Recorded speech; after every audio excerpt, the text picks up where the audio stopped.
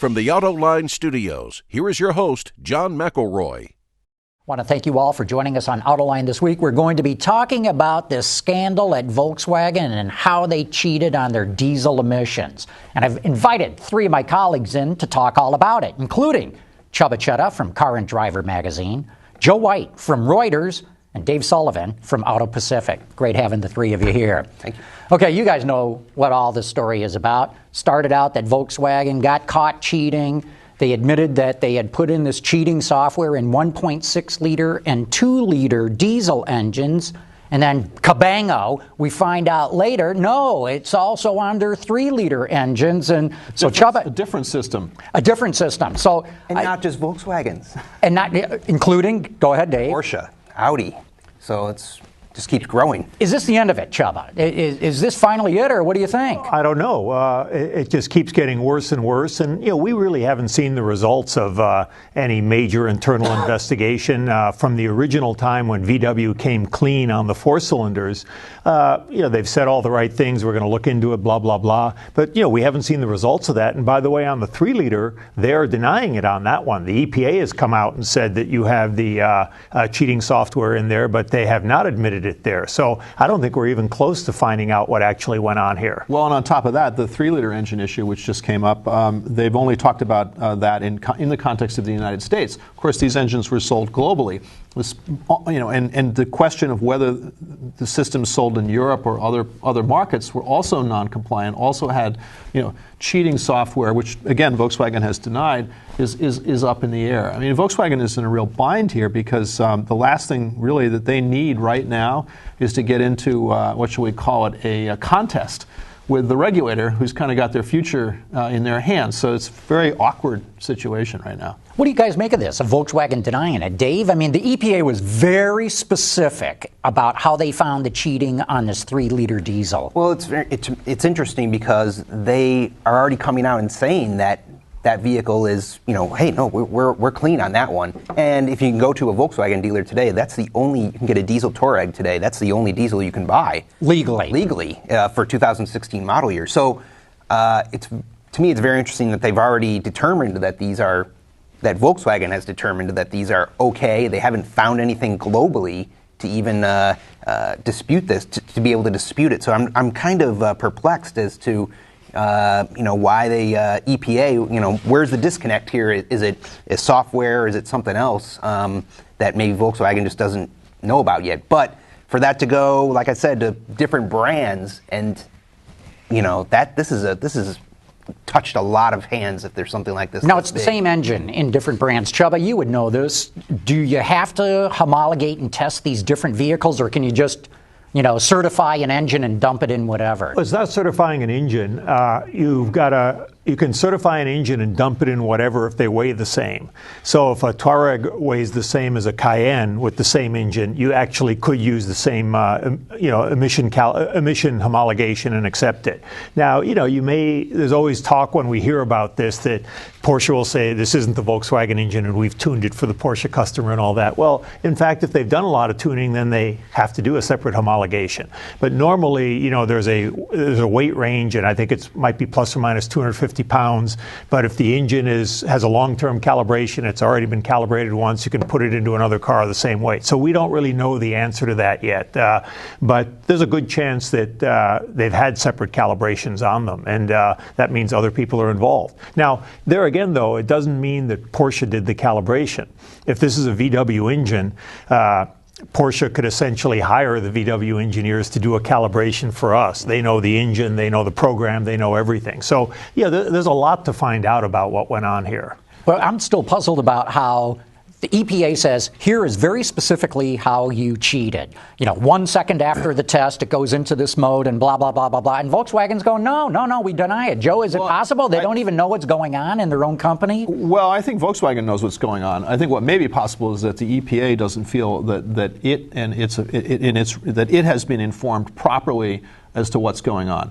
I mean, one of the issues here is this auxiliary emissions control device, sort of a system designed to try to suppress pollutants when the engine is started up cold. This is my understanding, and I believe that this is a system that Volkswagen uses globally. I don't know; they have not confirmed that, so I want to be careful about that. But this is a system that Volkswagen has designed to try to kind of even out, cold start emissions versus regular running emissions. So one of the complaints that EPA has is that Volkswagen did not properly disclose this. And I was Googling around this morning, and I see that AECDs are something that the EPA has been worried about for quite some time. I found a paper going back to 1998 where the EPA was basically warning the industry, look, if you put these auxiliary emission control devices on your engines, you've got to tell us because they might be a defeat device, which is their term for cheaterware.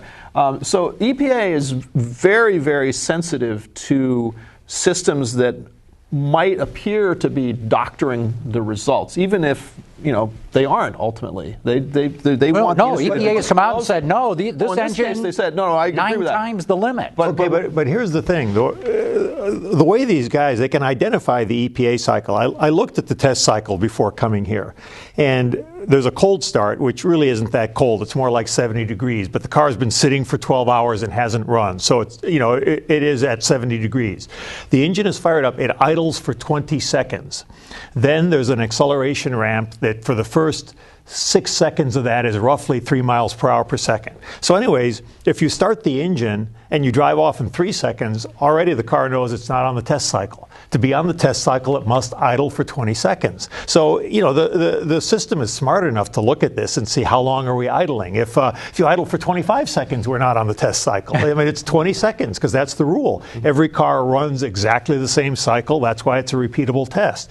If you start blasting off at 5 miles an hour per second after 20 seconds instead of 3, we're not on the test cycle. So it can identify the cycle, and that's where the cheating comes in because when I worked in this business a long, long time ago, there's obviously different modes and cars run all over the place. But what you can't have is that if you're on the test cycle at 25 miles an hour at a certain throttle position, engine behaves this way. But if you're in the real world at 25 miles an hour at the same throttle position, it behaves this way. Mm-hmm. That's a defeat device, and that's clearly what they're doing. And I guess, they may not have access to VW's software code on these V6 engines, but they may be able to monitor what the engine is doing and say, hey, depending on how we start this thing and idle it, it behaves one way or the other way, and at that point it's a defeat device. And that's what EPA said, that they said that they put this, they tested it just pretty much as you described. And I mean, they didn't give the details of this because, quite frankly, EPA appears to be saying, look, if you guys are going to cheat,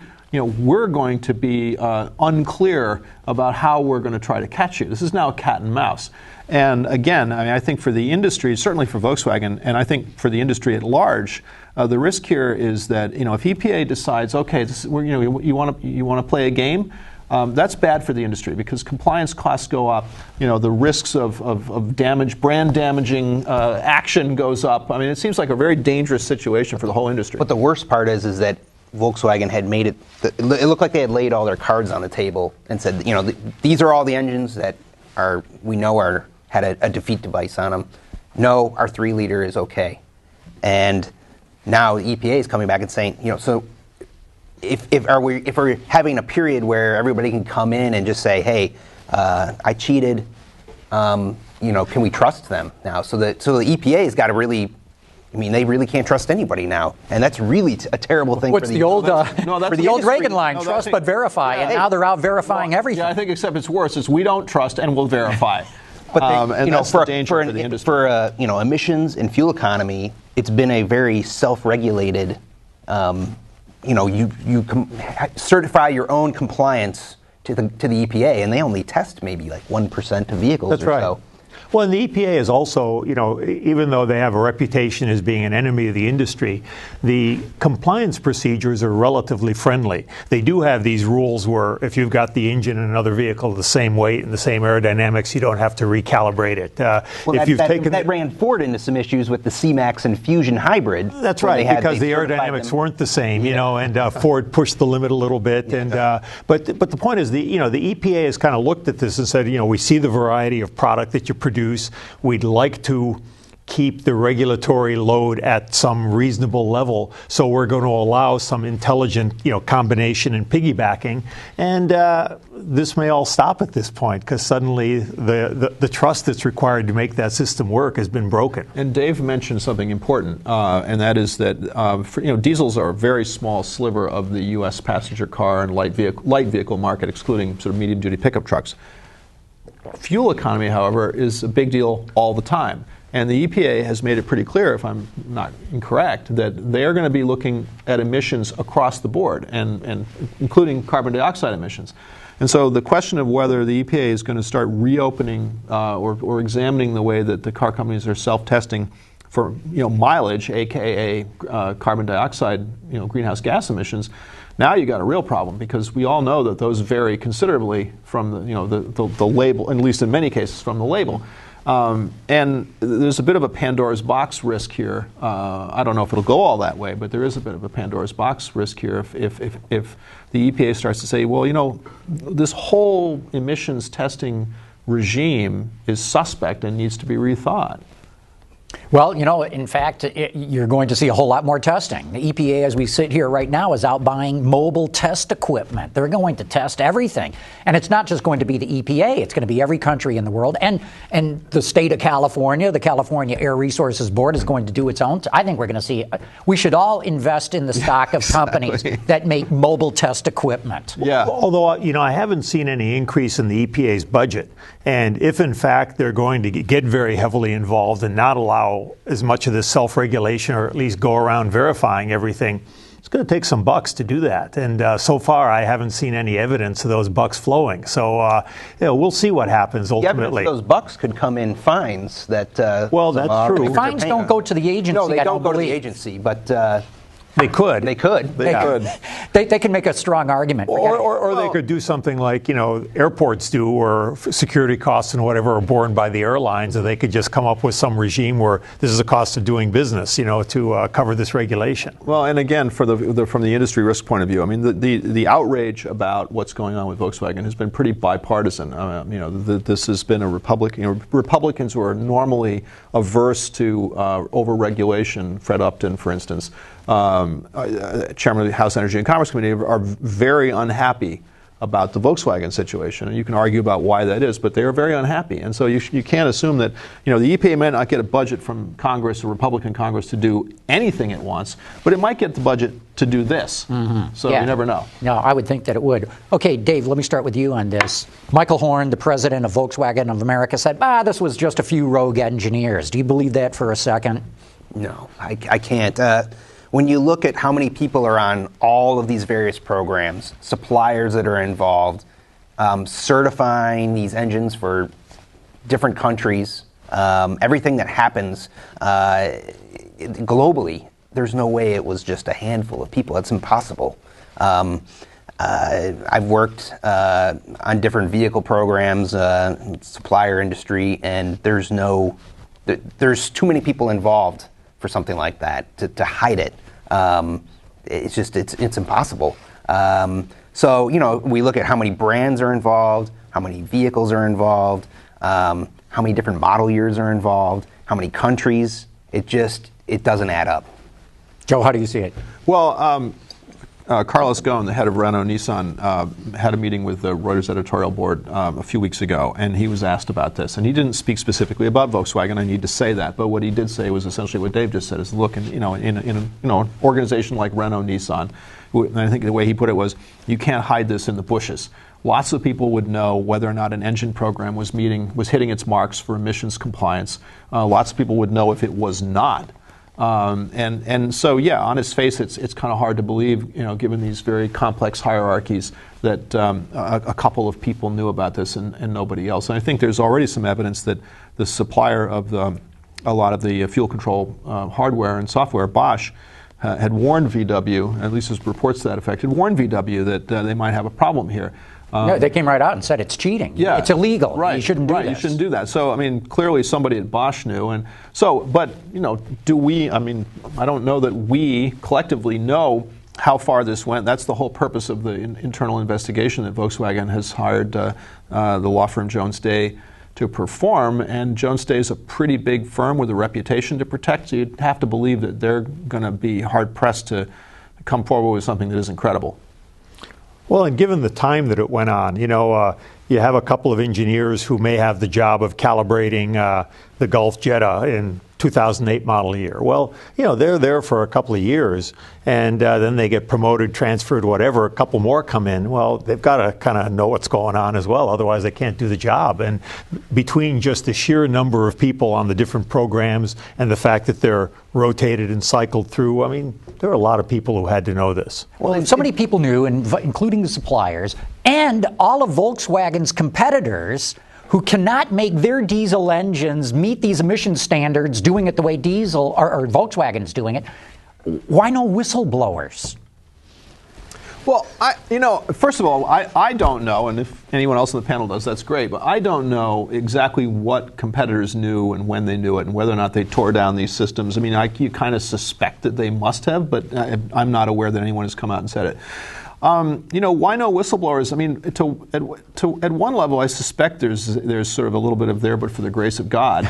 And on another, I mean, maybe there's just no forum for it and no reward. I don't know. It's a good question, because you'd think that if Company A knew that Company B had a superior product or seemingly superior product in the market and was gaining share or had an advantage, but was doing it the wrong way, you'd think that company, as a victim of that, would say, hey, and who knows? Or they think, hey, we really don't want to open up that Pandora's box, because what is that going to do to us? Right. What is that? Right. And again, in Europe, and this is separate and apart from whether there's a specific defeat or cheat device, but in Europe there has been a debate, and I think this is intensified, over just about every diesel car on the market pollutes more on the road when you test it than it's supposed to, according to the bench. Listen, I'll bet the gasoline engines in Europe pollute more on the road than in the test lab. So that gap is an industry issue, and maybe there's a little bit of a reluctance to call attention to that, because if everyone has to narrow that gap down, then everyone has to pay the cost.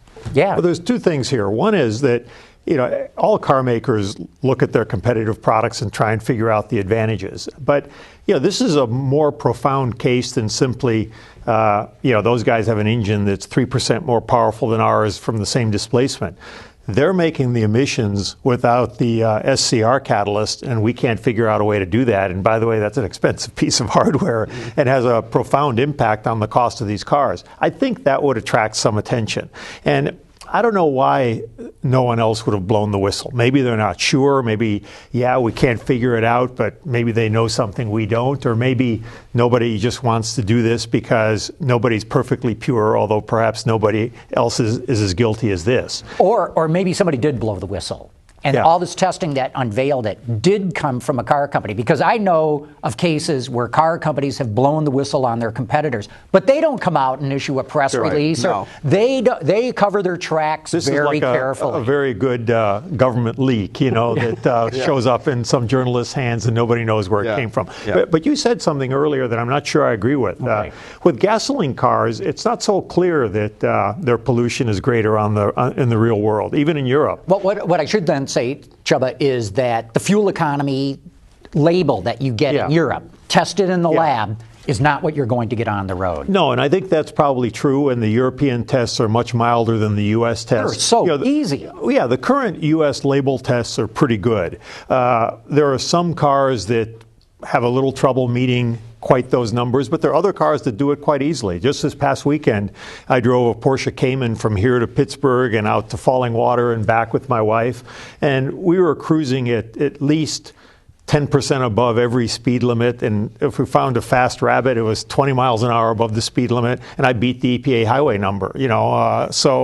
Is this with a gasoline engine? Porsche Cayman. They don't come with Cayman. They don't come with diesel. Yeah, they don't. No. Purely gasoline engine. But so I think the U.S. tests right now and labels are pretty reasonable. Yeah. Europe is much easier. They were adjusted. That's right. The U.S. label system was adjusted about 08 or so, several years ago, and the European system, as I understand it, is not. And so, yeah, that gap is much bigger typically in Europe. But keep in mind, there's a technical difference between the engines. The gasoline engines, from the standpoint of the smog pollutants, run a three-way catalyst. And the engines all run this stoichiometric air-fuel ratio.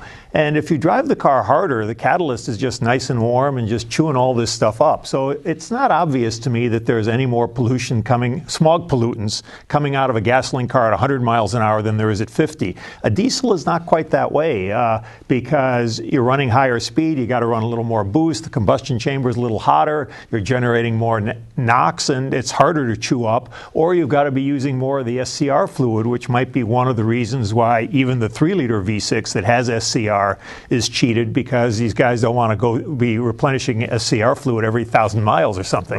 Right. I think that is a problem. And look, there's kind of a big, I think for the industry, a big scary issue here, which is that because spurred by this scandal, you have regulators in the United States, kind of going where they seem to want to go anyway, which is like, enough of diesel as a light vehicle solution.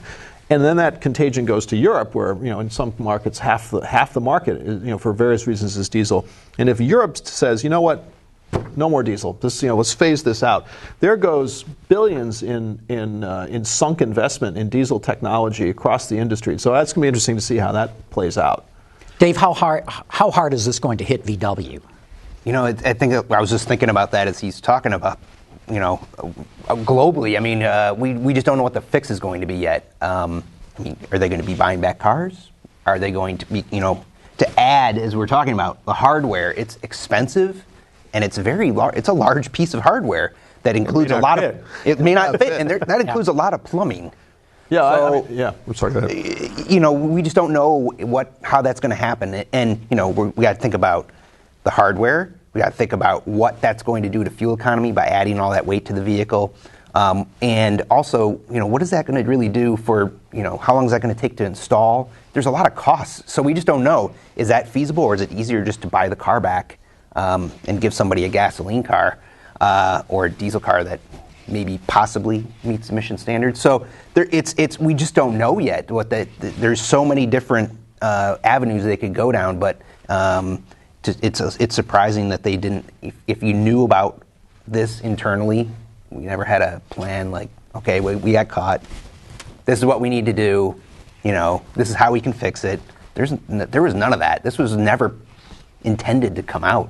So it's like maybe they are claiming that the new 2-liter that's in like the A3 is clean. Well, does that mean that?